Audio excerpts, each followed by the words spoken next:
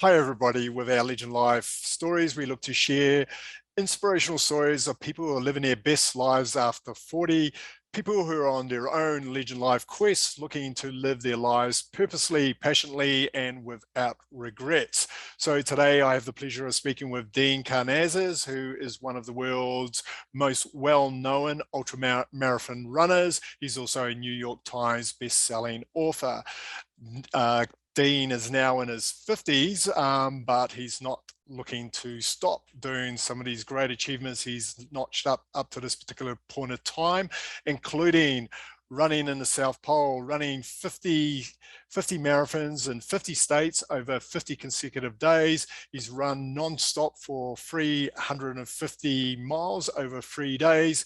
He's also run across America, so some 3,000 miles over 70 days, and much, much more. So Dean, how are you going today? I'm exhausted just listening to that introduction. So, I am as well. So, so let's get started. Let's touch briefly on where your interest in running kind of like got started, because I believe early on in life you were passionate about running, but then you kind of like had a bit of a break. So let's briefly talk about that period of time and then what happened and why did you ended up kind of like stopping? Yeah, so I used to love to run home from kindergarten. I mean, some of my earliest childhood recollections are, when the bell would go off, I just couldn't wait to get out of the classroom, and I'd literally run home at age 5. And I used to love to run as a kid, and I ran all the way up until I was in high school. And then we won the state championships in cross country, and I thought, okay, well, I've taken my running as far as it'll ever go, and I stopped running at age 15. And then I graduated from high school. I went to college, to university, and then I went to graduate school. And then I thought I needed a business degree, so I got an MBA, and I had a very comfortable corporate job in San Francisco. And on the night of my 30th birthday, I was in a bar with my buddies in a pub, a nightclub, doing what a lot of people do on their 30th birthdays. I was drinking, and at midnight I told them I was leaving, and they said, well, where are you going? It's your 30th birthday. Let's have another round of tequila to celebrate. And I said, no, I'm going to run 30 miles right now to celebrate instead. And they looked at me and they said, but you're not a runner, you're drunk. And I said, I am drunk, but I'm still going to do it. And I literally walked out of a bar at midnight. I didn't own running gear, but I had on these comfortable silk, boxer shorts, these silk underwear. So I peeled off my pants and threw them down the alleyway and just started stumbling south, knowing there was a town called Half Moon Bay that was 30 miles away. And somehow I didn't die. Yeah. And about 8 hours later, I made it to Half Moon Bay and decided that I was going to be a long distance runner instead of a business guy.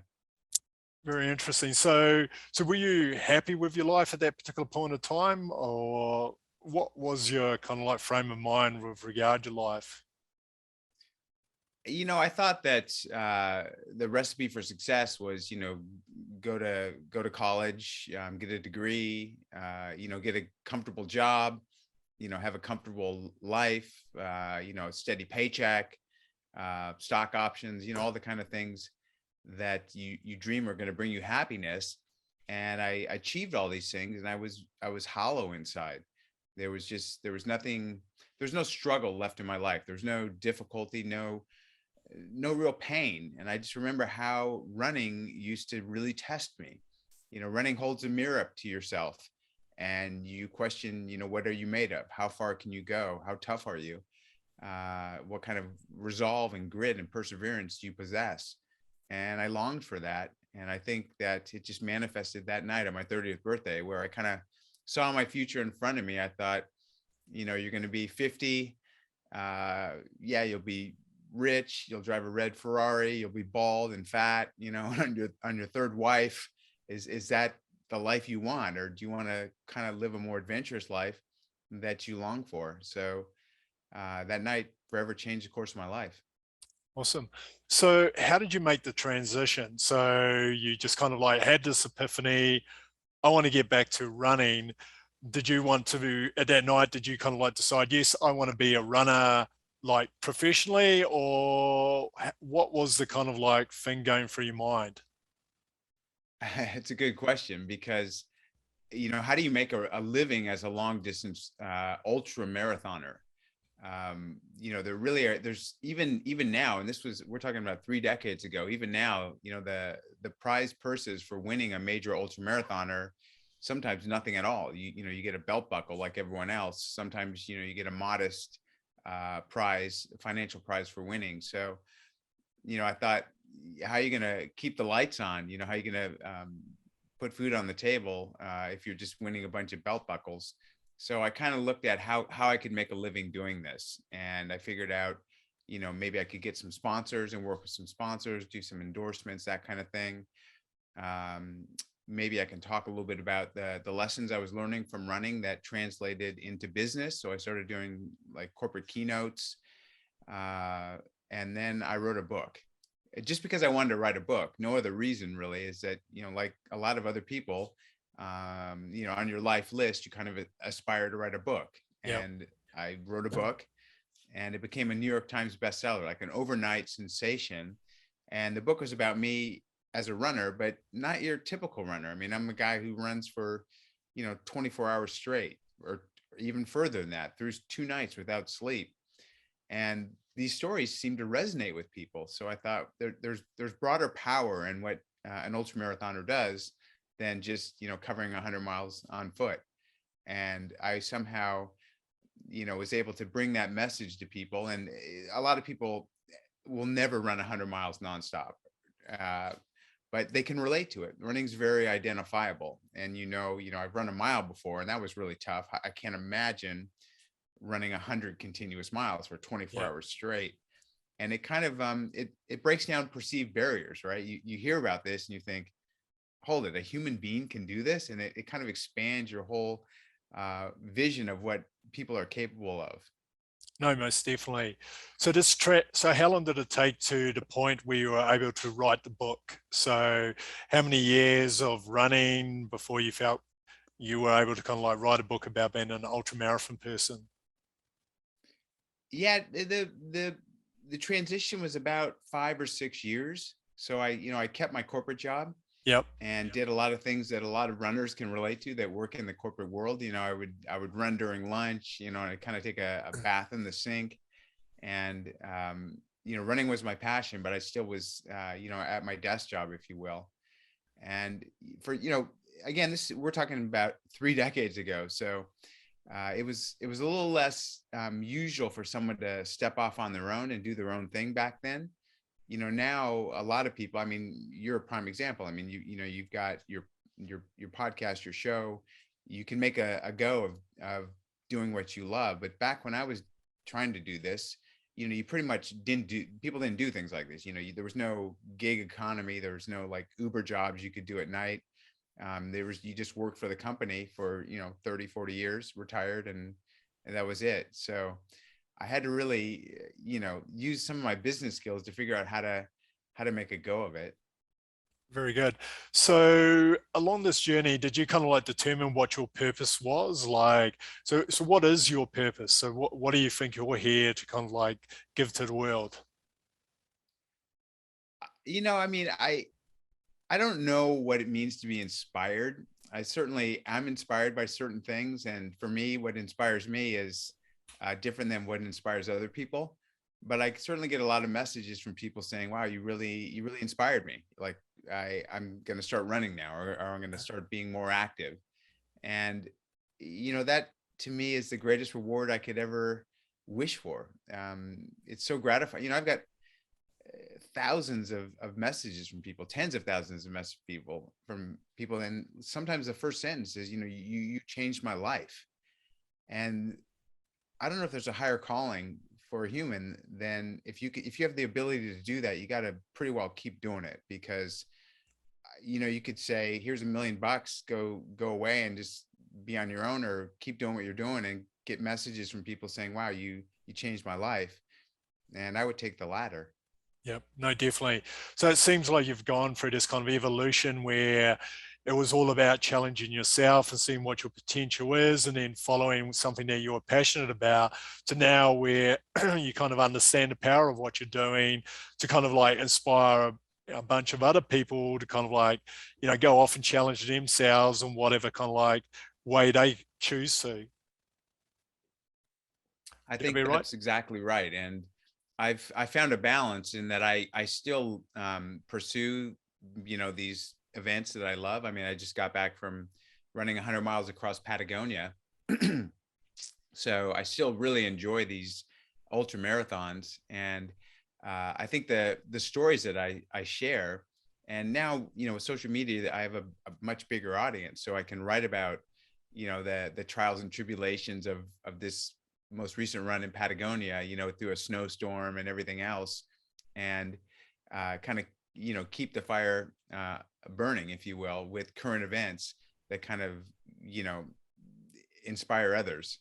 Yep. No, You brilliant. know, and let's face it, I'm not a young man anymore, so I think it's just inspiring for a lot of people to know that I'm still doing this after so many years. No, definitely. So what advice would you give to someone who, you know, who's maybe listening to this and is like kind of like inspired, but they haven't kind of like found their own passion as yet? What would you say to them? You know, I think everyone is passionate about something.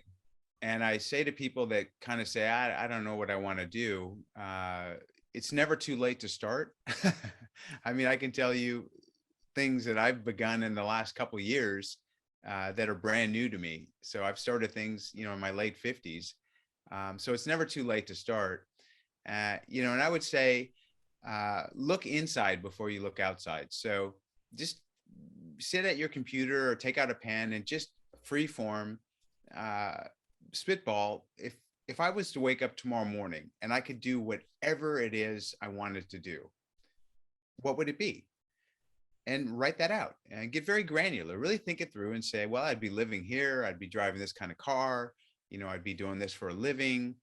And then you have some idea of where you want to go. Because if you don't know where you want to go, you're never going to get there.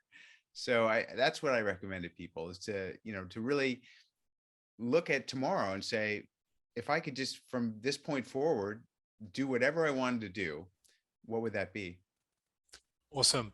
And then if someone's kind of gone through this exercise and then they're kind of like a little bit concerned about making the next step, because obviously when you were, you know, you had your epiphany, you must have had some kind of like reservations because, as you said, like there was no way to make kind of like an income initially. So how do you work through this? Like, how do you kind of like make the leap? Because a lot of people, I think, have gone through this exercise and don't take action. They just kind of go, oh no, there's no way I could possibly do this. Yeah, you know, the thing is, if you really align what you're doing with what you really enjoy doing, you have infinite amount of energy. So, I mean, my wife says you never stop working. You're constantly doing something, and to me, it doesn't feel like work at all. So, I think that if you love basket weaving, be a basket weaver. And, you know, throw your heart and soul into basket weaving, and you will figure out a way to make a go of it. There are a lot of ways to, you know, to support yourself doing what you love if you're passionate about it. And will it be easy? No. And will it be terrifying to take the first step? Yes. But inevitably, even if you fail, you succeed because you tried. Very true. So how do you deal with failure? Because obviously when you're running through these events, you kind of have to kind of like think about whether or not you're going to succeed, or if it's a race, will you achieve what you're hoping to achieve? So how do you personally deal with the fear of failure? You know, I have the same commitment to myself, no matter what the endeavor, no matter what the challenge, and that is I'm going to be the best Dean that Dean can be. That I'm going to give it my all, and I'm not going to give up without a big fight. So, you know, with that kind of mindset, knowing that, you know, if I go down, if I fail, it's they're going to take me out of here on a stretcher. uh Again, you really you can't fail, because, you know, if it comes to that and you collapse and you have to be taken out by medics, you gave it your best. Very true.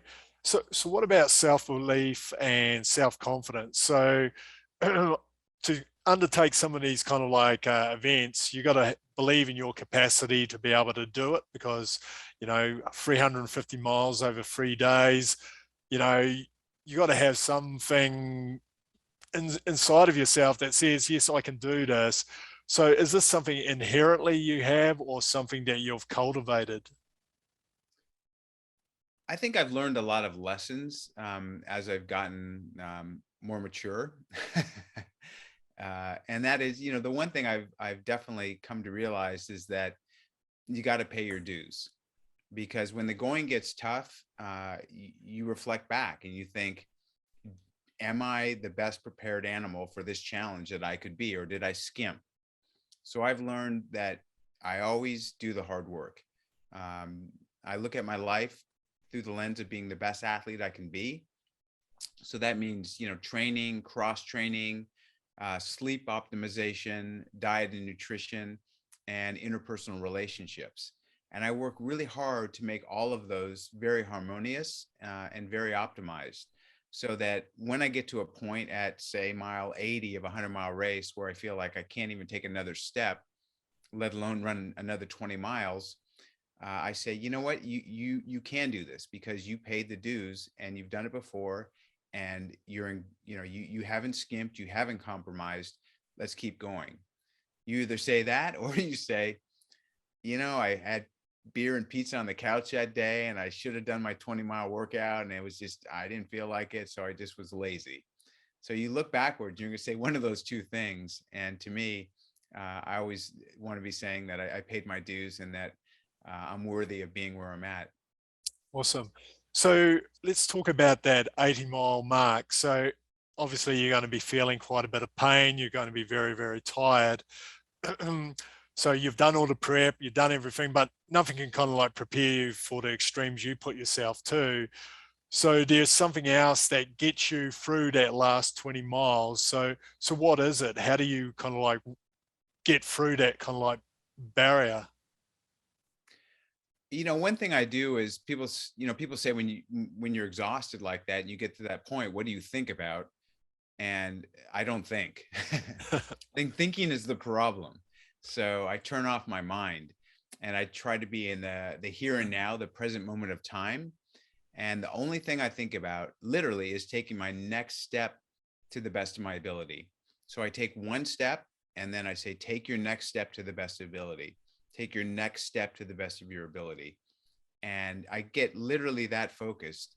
I don't reflect on the past. I don't think about how much further I've got to go. I don't think about anything except my next step. And it's almost like a Zen-like trance you can put yourself in. And I can do that for now like 4 or 5 hours, where I'm literally just focused on one thing, taking my next step. And I'll look at my clock and I'll think, wow, I've been doing this for 5 hours. But it takes some training. And our minds are so active. I mean, even now, as you're listening to me talk, you're probably thinking about a lot of other things.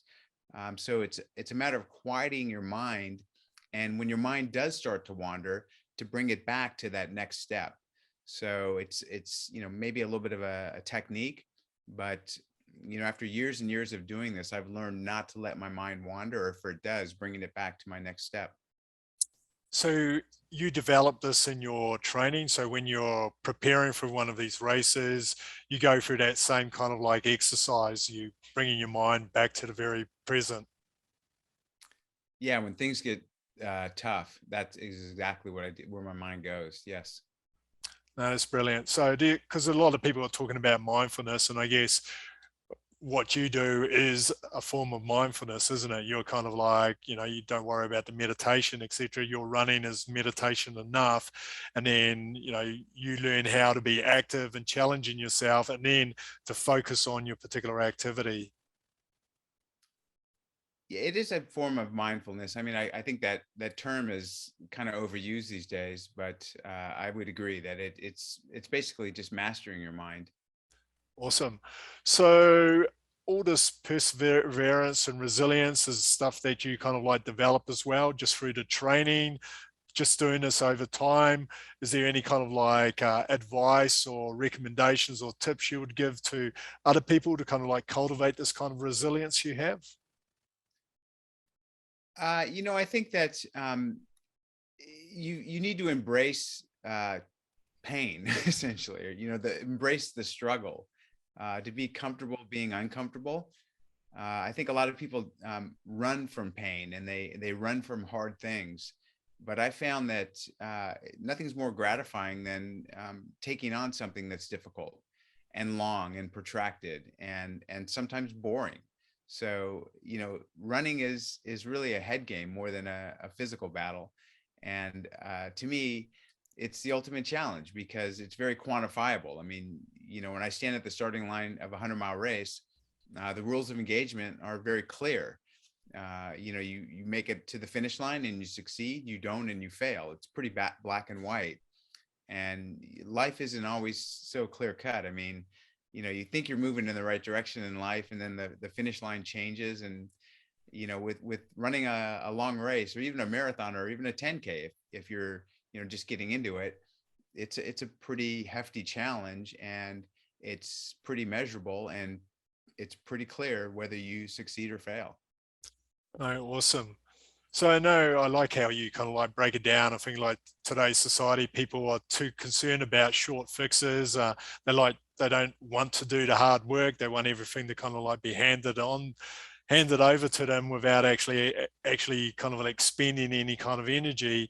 And then I like how you kind of like break it down into, that's where you get actually the real value in living, don't you? Like the actual enjoyment is like being able to get through the hard work, and the reward is at the other end of doing all that effort. It doesn't come easy. But again, the best things in life don't come easy. No. We've, maybe it takes being a little bit older to realize that, but the things that do come easy are inevitably not that valuable. Very true. So what do you think you've learned over the last 30 years? So, from that day you made that decision, there's been a big evolution in Dean, I'm sure, over the different like decades. So what do you think are some of the kind of like key lessons you've learned about yourself, what you've kind of like experienced? I think running teaches you that, you're better than you think you are, and you can go further than you think you could. So I think that, I tell people all the time that they should run a marathon, and they look at me like they're crazy. Like, I could never do that. That's impossible for me. And I tell them that's exactly why you got to do it, because you think it's impossible. And when you accomplish the impossible, it just changes your outlook on everything. The lesson you learn from running translates into life, and you start having a more expansive view on your possibilities. So that's one thing I think that running has taught me. Running has taught me how to deal with struggle. And we discussed that, just in our last little dialogue. The other thing I've learned is humility, that, you're, I think I've had one good race in the thousands of races I've done, literally thousands. I think there's one race where I could say, yeah, everything went really great on that race. Other than that, I can always say that, wow, you could have done better. So, you're only competing against yourself. And at a point, trying to better yourself is like chasing a windmill. So just have the same commitment that you're going to be the best that you can be on that particular day, and be satisfied with that. So you're on this journey to kind of like see what your potential is. So you're kind of like always stretching yourself, continuing, and you've been doing this for the last 30 years. Do you think you're close to reaching your potential, or there's still a lot more that you can do based on your own kind of like personal internal metrics? I think there's a lot more that I can do in a different sort of way. So I'm getting used to the fact that I'm not ending up on the podium anymore. That's a younger man's game, but I'm still in the game. And there are age records that I'm still chasing. So I still want to be the best that I can be. given where I'm at in life. But it was tough. There were some years where I thought it's humiliating to finish a race that you used to run 4 or 5 hours faster, literally 4 or 5 hours faster, and you just can't do that anymore. So coming to grips with the fact that you're slowing down, but you're still going. So what really matters is that you're still going. And so what are you looking forward to for the next 10, 20, 30 years? So what is it you're hoping to make happen in your life over this next chunk of time?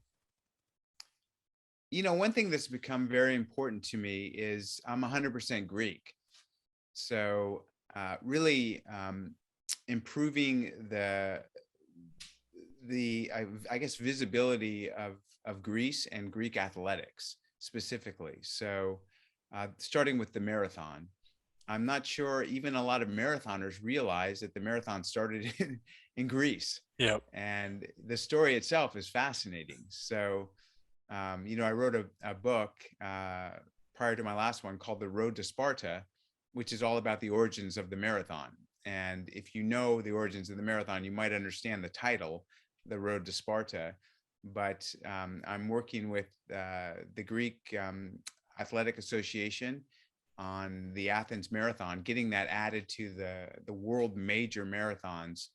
For anyone who's a marathoner, there are these 7 major marathons, they call them, which is Chicago, New York, Boston, Tokyo, Berlin, all great marathons. But how can you have the world major marathons and the Athens Marathon not be one of them? I mean, this is the birthplace of the marathon. It's got to be included. So you can tell I'm pretty passionate about that cause. I'm also I've become a screenwriter, so I've written a couple of screenplays, movies, and one of them is about an ancient Greek philosopher called Socrates.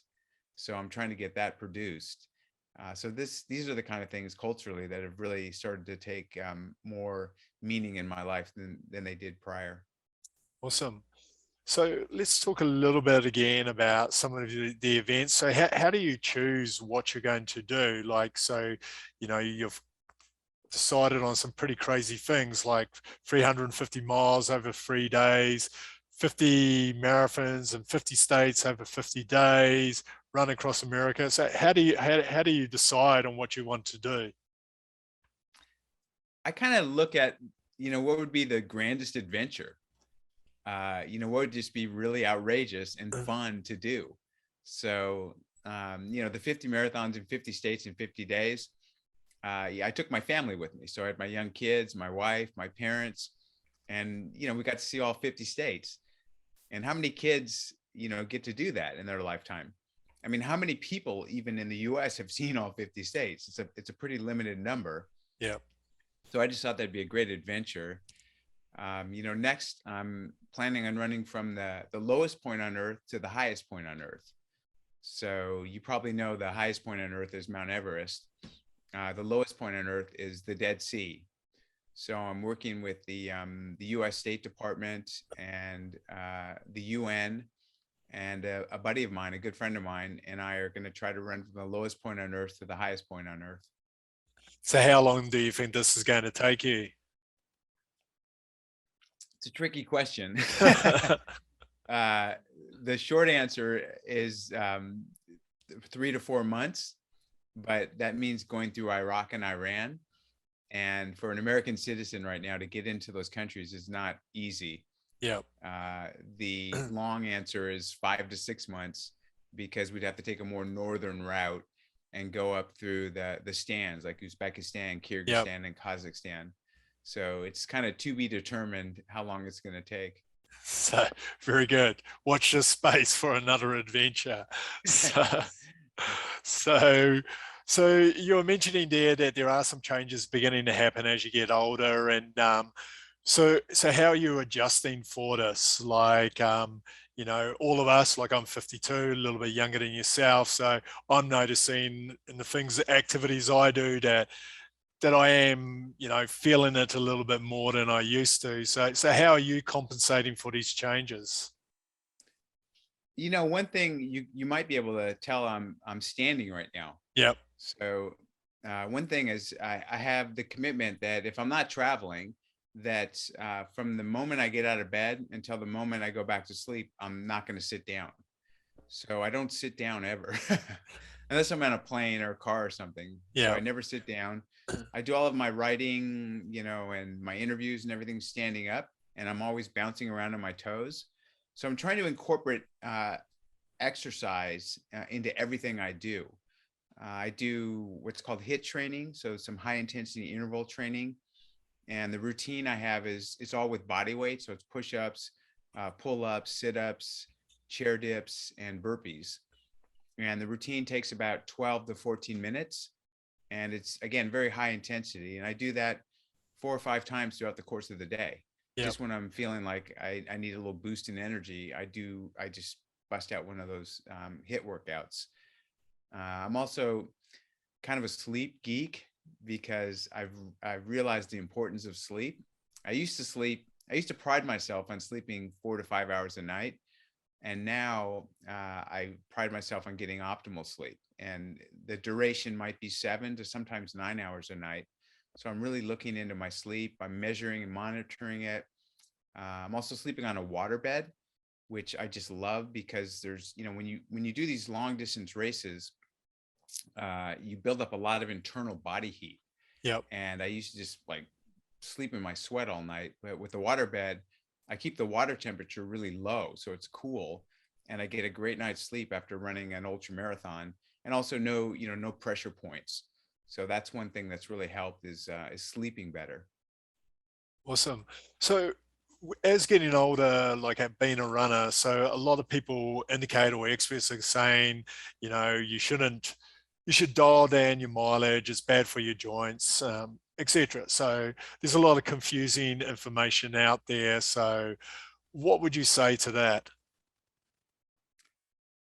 I would say that when I go to these races, even marathons, even further than marathons, I see people finishing in their 70s or 80s, sometimes even their 90s. And compared to their peer group, they're in much better health. They have less osteoarthritis. They have more ideal body weight. Their blood pressure is usually in check. They don't have high cholesterol. So I would say that running is something you can do your whole life. The advancements in running footwear technology have come a long way. So there are shoes now that have really high cushioning, like a shoe called Hoka, and it's more like it's more like bouncing than running. So that is really revolutionary. I also do a lot of cross training on something called an elliptigo, which is basically a stand-up bike. So it's like an elliptical machine on wheels.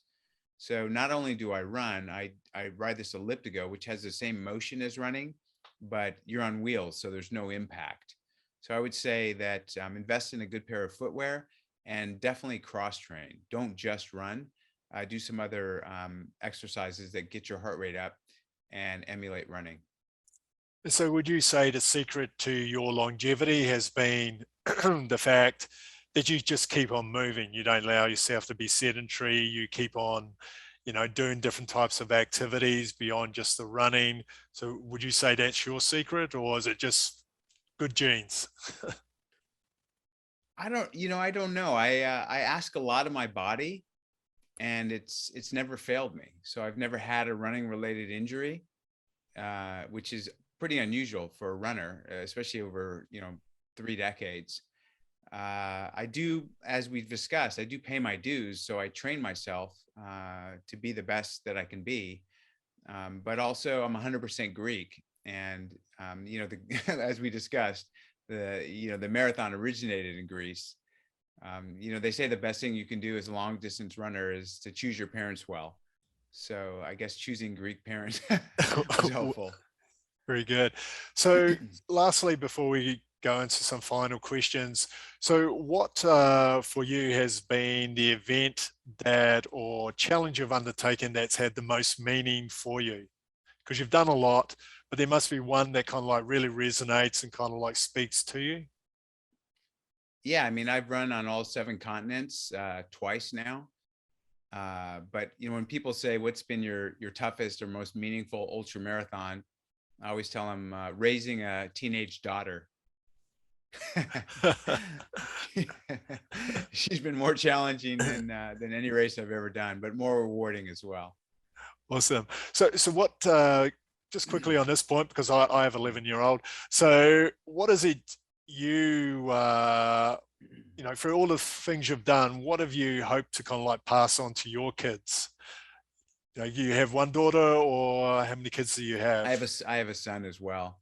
Okay. I think the message that I always want to pass on is that, the pursuit of a passion is what matters most. It doesn't matter what that passion might be.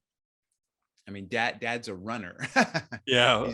He's kind of a simpleton, right? He just runs, but he's made a go of it because it's who he is. So, know thyself and be thyself. And I hope the message I pass along to them is that, find your passion and live your passion.